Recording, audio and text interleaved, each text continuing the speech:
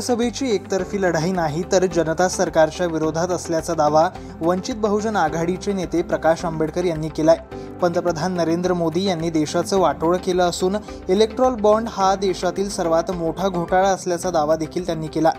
देशाचे पंतप्रधान हे गल्लीचे दादा बनले असल्याची टीका प्रकाश आंबेडकर यांनी केली आहे। वसुलीखोर पंतप्रधान असं म्हणत प्रकाश आंबेडकर यांनी नरेंद्र मोदी यांच्यावर हल्ला चढवला। यावेळी त्यांनी काँग्रेसवर देखील झारी टीका केली।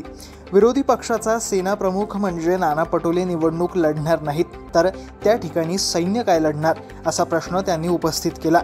काँग्रेसनं अनेक ठिकाणी कमजोर उमेदवार दिले असल्याचा आरोप देखील प्रकाश आंबेडकरांनी केलाय।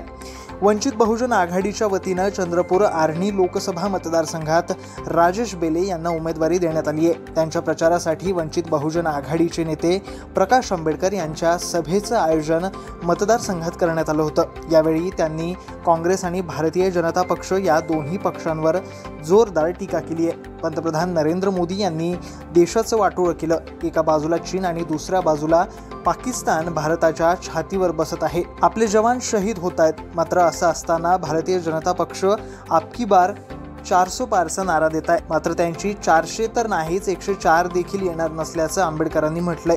ही लढाई एकतर्फी नाही तर जनता सरकारच्या विरोधात असल्याचा दावा देखील प्रकाश आंबेडकर यांनी केला।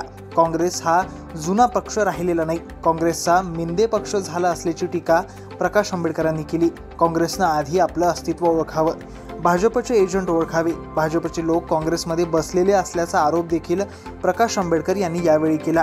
व्यापाऱ्यांनी भाजपला कितीही पैसे दिले तरी मत देऊ नये, नाहीतर तुमच्या घरी ईडी CBIच्या धाडी पडल्याशिवाय राहणार नाही असंही प्रकाश आंबेडकर यांनी म्हटलंय।